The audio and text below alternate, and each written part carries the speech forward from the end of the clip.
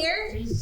Thank you, Ben Kropp, for producing this beautiful event for any parents or family who maybe couldn't be here today. So Ben's going to be your connect to make that happen. We're so grateful. This is a wonderful event that has been happening since I first came here, which Susan nicely reminded me was in 2003 was my first year. And it started before I was here. So Anne's devotion to this this perfect opportunity for acting students has been going on for quite a while. And we're so grateful to you for all the support that you give us and give our acting students. So I want to bring Anne Tobes out to just tell us a little bit about how it all happened and give us a little history, and then we'll begin with our wonderful students and our monologue. You are wonderful. You know how lucky you guys are to have her. Yeah, she's just wonderful. And Pat. Anyway, we do have more people here. Yay, we snuck in. Anyway, I'm very excited to hear you all give your monologues. We were so impressed. You were all winners, and you're all gonna understand why. So the Sara Smith Scholarship is named after my late mother-in-law, very little, she was about 4'10", right? Tiny little thing. Sara Smith. She was a drama teacher in Detroit, in the Detroit schools for many, many years. She taught me how to also be a drama teacher, and where I was also in Detroit, in the Detroit area. And when we moved out here, my late husband, Bob, was friends with, forgetting his first name.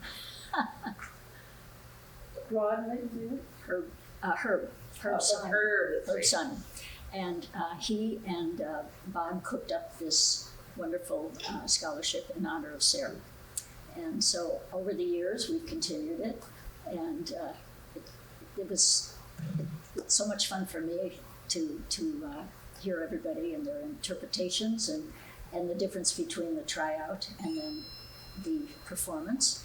And I'm just so happy that I can be a part of it, and I will continue to be.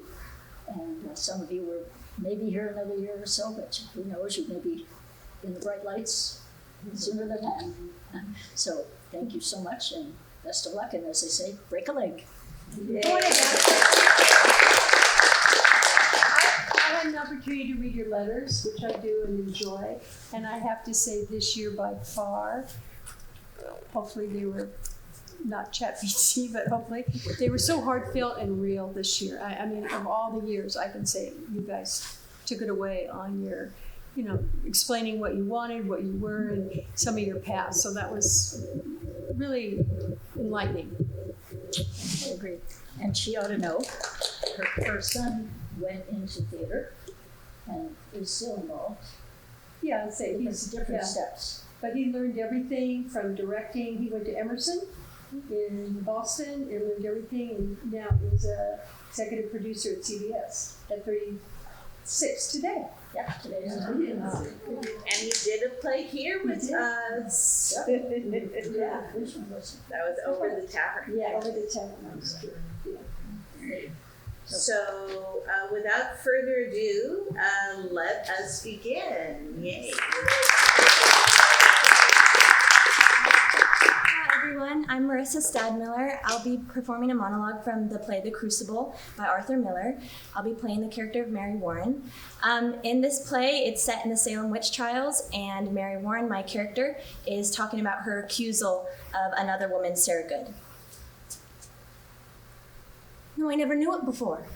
No, I never knew anything before. When she come into the court, I say to myself, I must not accuse this woman, for she sleeps in ditches, and so very old and poor. But then she sit there, denying, and I feel a misty coldness climbing up my back, and I feel the skin on my scalp begin to creep, and I feel a clamp around my neck, and I cannot breathe air, and I hear a voice, a screaming voice, and it were my voice, and things she had done to me. So many times, Mr. Proctor, she come to this very door, baking bread and a cup of cider, and every time I turned her way empty, she mumbled. But what does she mumbled? You must remember at Goody Proctor, last month, on Monday, I think, she walked away empty, and I thought my guts would burst for 2 days after. And so I told that to Judge Hathorne, and he asks her so. Sarah Good, says he, what curse do you mumble that make this girl fall sick after turning you away? And she says, why, your excellence, no curse at all. I only say my commandments. I hope I may say my commandments. And so he asks her so, recite for us your commandments. And of all the 10, she could not say a single one. She never knew no commandments, and they had her in a flat lie.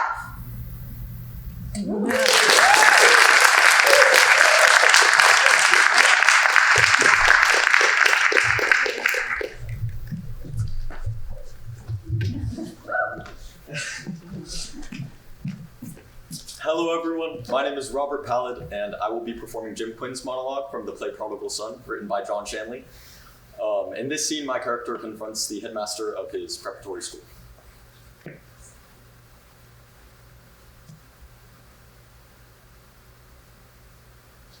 Why is it your school? You know, why am I always in the wrong? Why do I have to listen to you when you have zero to say? Because I'm young? Well, all my life I've been young, so I never get a turn?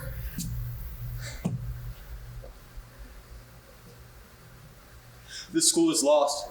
If you ask me, you're lost. But you know, everybody talks to me like I'm the one. You know, I should change. Why should I change? I've never even gotten to find out who I am, and you want me to change? That's crazy. You tell me I'm bad before I even get to be anything. What the hell is that? Original sin or something? I read Plato. I read him on a park bench in the Bronx. Let me tell you something, Plato. He wasn't afraid. Diogenes, he wasn't afraid of anything. Socrates, they weren't afraid of anything. They were men. Why are you the headmaster and I'm the student? You understand? I have to earn your respect, but you don't have to earn mine? What is that? It's you that wants the A before you even start. But when I want the same thing, I'm nuts, right? I'm not gonna cry.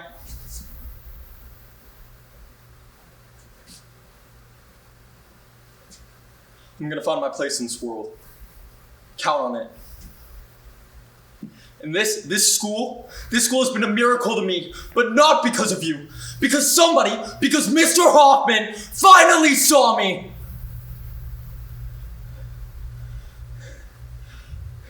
And more than that, somebody, a grown person, decided I was good before I was good. And you want to throw me out of that? And then you know what I say? I've never met your God, and I don't want to. Thank you.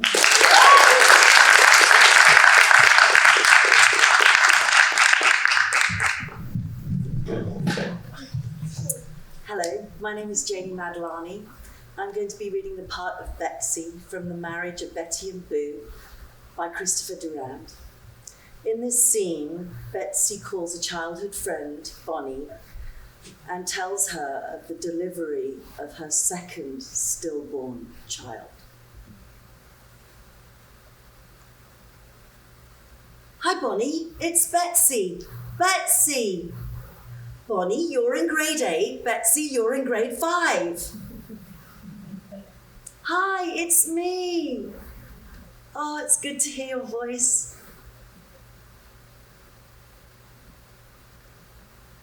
I woke you. Oh, I'm so sorry.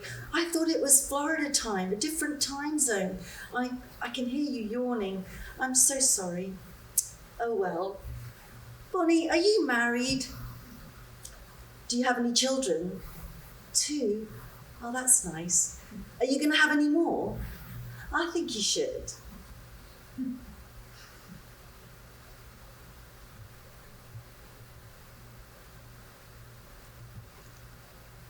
I'm married to Boo. Boo, yes, I wrote you. I never wrote you? Oh, I'm a really poor correspondent. Bonnie, Do you remember that time when we went to the beach and dressed up Jimmy Winkler as a lampshade? You don't? What about that time in Mrs. Willis's class when you had to be in the corner and you stood in the waste paper basket and your grandma visited the school that day? You don't remember that either? Oh, I thought you would have remembered that. You're yawning. I should let you go. I'm so sorry, Bonnie. Before you hang up, I lost 2 children. I don't mean misplaced, stupid. I mean, I carried them for 9 months, and then they sort of took them away. I didn't even get to see the bodies or anything. Hello? Hello? Are you still there? Oh, I thought you'd gone. No, Boo's not here.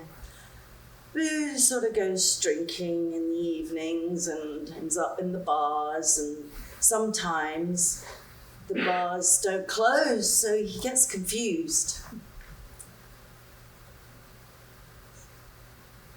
Bonnie, I should let you go. It's been good to talk to you.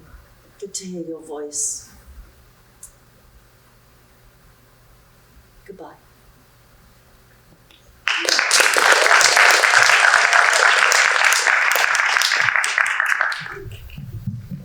Hi, my name is Yilda Soyle. I'll be performing a monologue from Miss Bennett's Christmas at Pemberley, where I'll be playing Mary, which is also why I have these funny little things in my hair, because I have a show tonight. So, okay.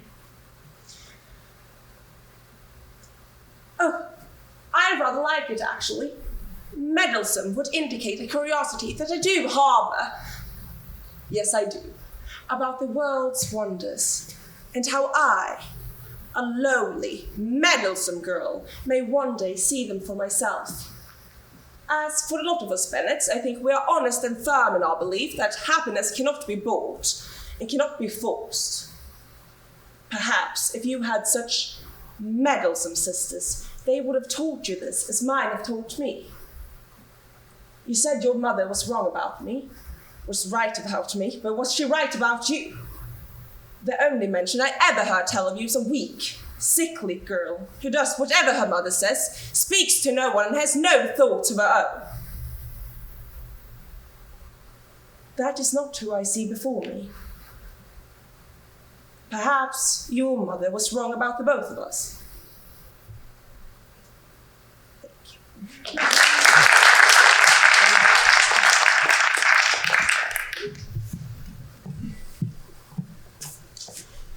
Hi, my name is Mike Zoldek. Today I'll be performing King Henry V, Once More Into the Breach, speech by William Shakespeare.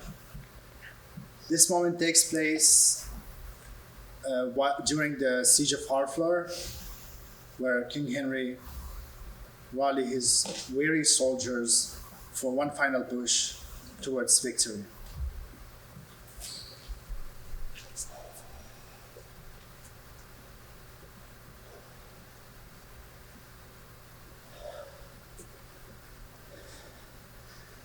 Once more to the breach, dear friends!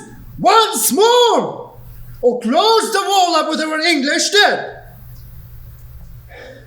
In peace, there's nothing so becomes a man as modest stillness and humility. But when the blast of war blows in our ears, then imitate the action of the tiger! Stiffen the sinews, summon up the blood, disguise fair nature with hard-favored rage, then lend the eye a terrible aspect. Let pry through the portage of the head like the brass cannon. Let the brow overwhelm it, as fearfully as doth a garnered rock. O'erhang and Judy's confounded base swelled with the wild and wasteful ocean. Now set the teeth, and stretch the nostril wide. Hold hard the breath, and bend up every spirit to his full height. On, you noblest English, whose blood is sweat from fathers of foreproof. Fathers that, like so many Alexanders, have in this part from Mount to leave fought, and sheathed their swords for lack of argument. This honor not your mothers, Now attest that those whom you called fathers did beget you. Be copy now to men of grosser blood, and teach them how to war. And you, good yeoman, whose limbs were made in England, show us now the mettle of your pasture. Let us swear that you're worth your breeding, which I doubt not.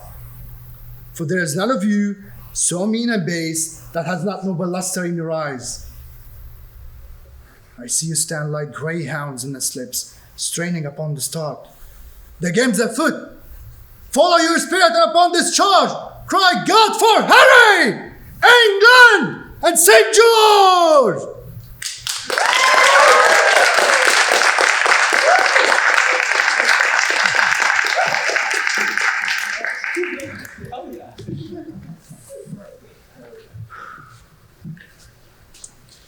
Hello, my name is Clara Piscalis. My monologue is from the play Appropriate, which written from Brendan Jacob Jenkins. And my character's name is Tony, and in her monologue, she confronts her brother about the fact that he abandoned his family for 10 years for alcohol addictions.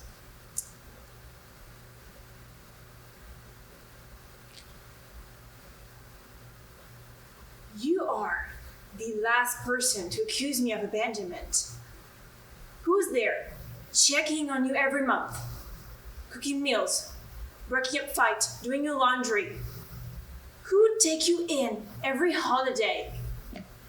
Whose couch were you sulking on every Christmas, every Thanksgiving, drinking yourself into a stupor in front of my child? But this isn't about me. If Daddy was depressed about anything, it was you. If Daddy was crazy, it was because you drove him there. This man wore himself down trying to save you. We all did. Do Boo and I have a childhood home to cry over? No, because when our mother died and you became a delinquent back in Washington, getting kicked out of every school, drinking at the age of 13, our father uprooted our entire lives, our entire family, for you to bring you out here. How exactly was this supposed to end, Frank? You apologize and we all hug it out? How stupid do you think we are? Thank you.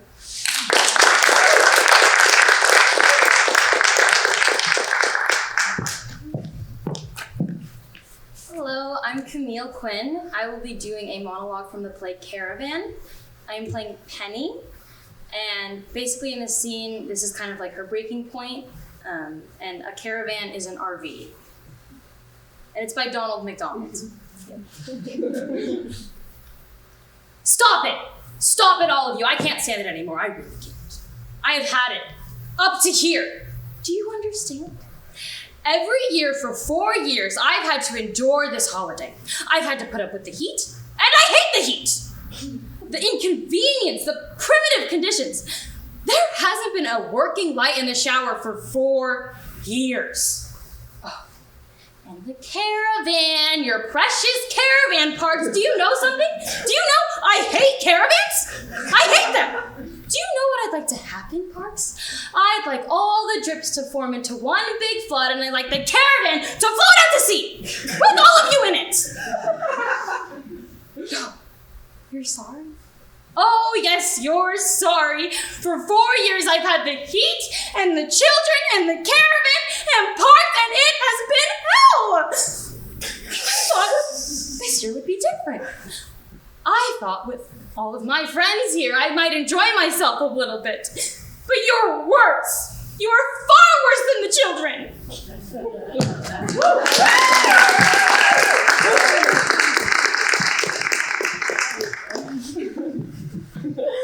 Hi, my name is Josie Brooks. I'm going to be doing a monologue from Prodigal Son.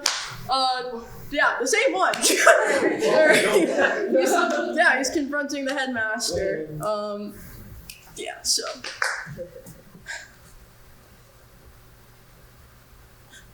Why is it your school? Why am I always in the wrong? Why do I have to listen to you when you have zero to say because I'm young? Well, all my life I've been young, so what, I never get a turn? This school is lost, if you ask me. You're lost. Because everyone's acting like I'm the one. Like I should change. Why should I change? I've never even gotten to figure out who I am, and you want me to change? That's crazy. You're telling me that I'm bad before I even get to be anything. What the hell is that? Original sin or something? It's you that wants the A before we even start. But then when I say I want the same thing, I'm nuts, right?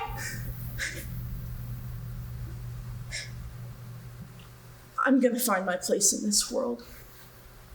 Count on it. And this school has been a miracle for me. But not because of you. Because somebody, Mr. Hoffman, finally saw me. And more than that, somebody decided I was good before I was good. And you want to throw me out of that. You know what I say? I say I've never met your God, and I don't want to.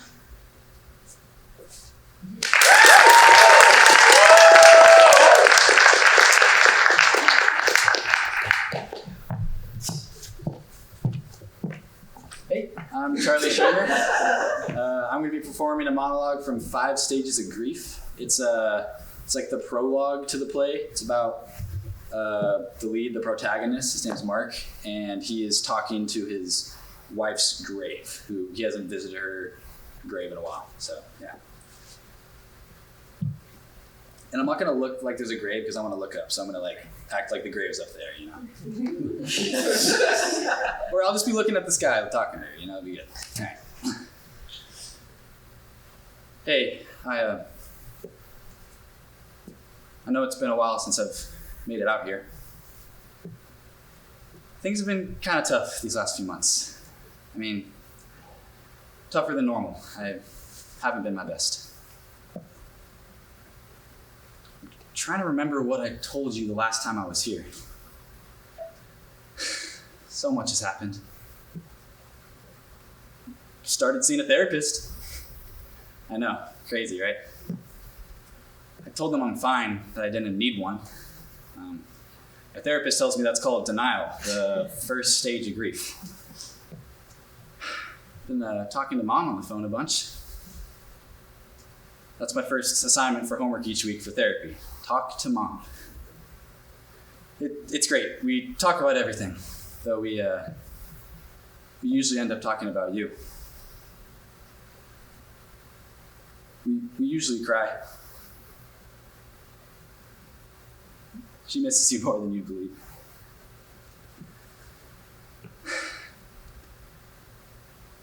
You know, I think you would have been really proud of me. I was doing pretty solid for a while. I mean, still felt like I was constantly drowning, but I thought that just maybe I was past the worst of it. Then, about 2 months ago, I woke up and I looked over at your bed and I just couldn't stop staring at how empty it was. And after that, it was like I was just constantly looking through a fog every single day. I'd look up to glance at you at dinner and you wouldn't be there and I'd lose it. I could barely get out of bed. I'd stop calling Mom or I'd just be too upset to answer her calls. I was in a really tough spot. I couldn't stop hurting, you know?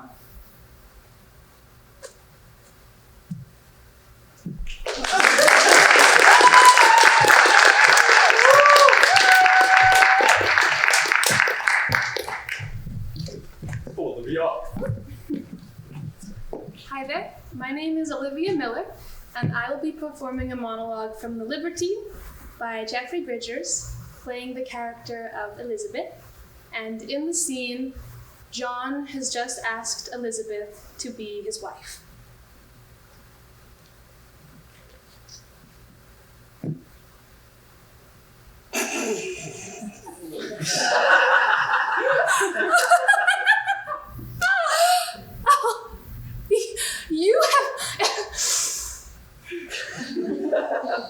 You have comprehended just that I am tired of being your mistress. And so your solution is to conscript me into becoming your wife? It is not being your mistress I tire of, John. I'm tired of you. I do not wish to be your wife. I don't wish to be anyone's wife. I wish to continue being the creature that I am. London walks into a theater to see me. Not to see George's play or Mr. Betterton's, but they want me. And they want me over and over again. And when someone desires you in such a manner, you can envisage a steady river of gold lapping at your doorstep. It's not £5 here or there for pity or for bed favors. It's a lifetime supply of money, amassed through your own endeavors. That is riches. Leave this gaudy, gilded stage. You're right. This stage is gilded with my future earnings. And I will not trade those for a dependency on you. I will not trade my certain glory for your undependable love.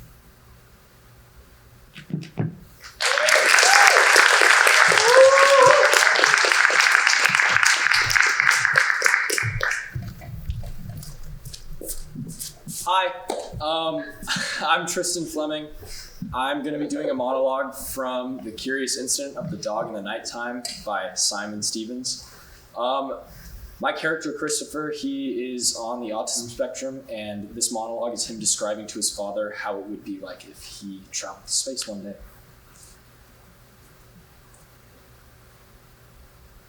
To be a good astronaut, you have to be intelligent, and I'm intelligent. You also have to be someone who understands how machines work, and I'm good at understanding how machines work. You also have to be someone who would like being on their own in a tiny spacecraft, thousands and thousands of miles away from the surface of the Earth, and not get claustrophobia or homesick or insane. And I really like little spaces so long as there's no one else in them with me. Sometimes when I want to be on my own, I get into the laundry room and slide in beside the boiler and sit there and think for hours, and it makes me feel very calm. So I would have to be an astronaut on my own, or have my own part to the spacecraft that no one else could come into. There are also no yellow things or brown things on a spacecraft, so that would be okay too.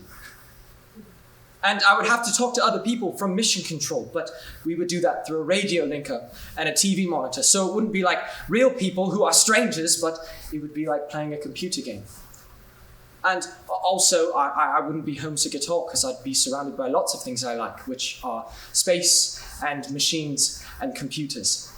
And I would sit there in the little spacecraft and look out the window and know that there's no one else near me for thousands and thousands of miles.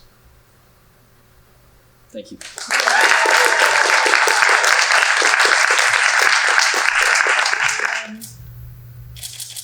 Love it. Beautiful.